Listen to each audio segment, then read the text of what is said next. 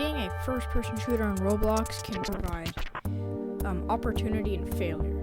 You have games like Arsenal and Phantom Forces who have thrived at that position, and then you have lame copies like Arsenal Modded, which have just been direct copies. But then you have games that stick in the middle. You know, they're good, nothing great, nothing bad, like Munition.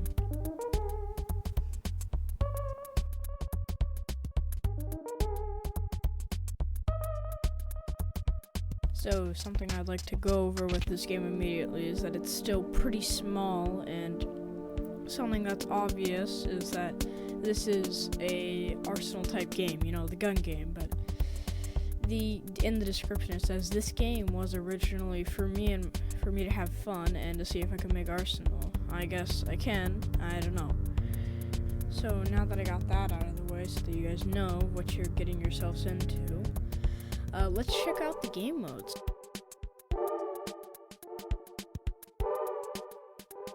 So one of the game modes that you'll probably notice immediately is Aim Duel. It's the only game mode in Munition that isn't in Arsenal.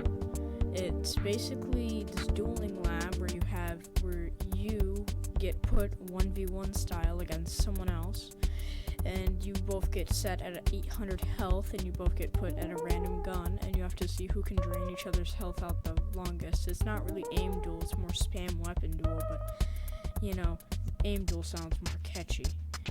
Next we have Gun Game, which is your classic competitive style Arsenal game, but the only difference with competitive in Arsenal and Gun Game in this one is the names, and that you only have to get 21 kills in this game opposed to 32.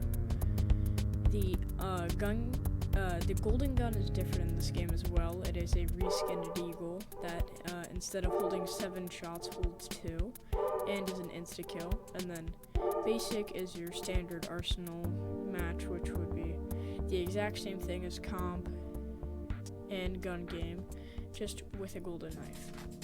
And then next you have Railgun Royale, which is the same thing, but the main difference is the railguns themselves. In Arsenal you have Railgun, which has the kill cooldown, but in this game the railgun is fast rapid firing with a very very quick reload. Also, yes, you heard me right, reload. In this game the railgun runs on magazines, not you putting in bullets simultaneously. So it's a lot different from Arsenal. It's probably one of the most different weapons from Arsenal. And then finally we have Knife Only, which I'll show some footage, but it is painful to watch because of how much I hate that mode. The backstabbing in this game is not great at all, and the knifing only does 30 damage, so it's 40 damage per knife. Sorry, I cannot speak. 4 hits per kill. So yes, those are the 4 game modes.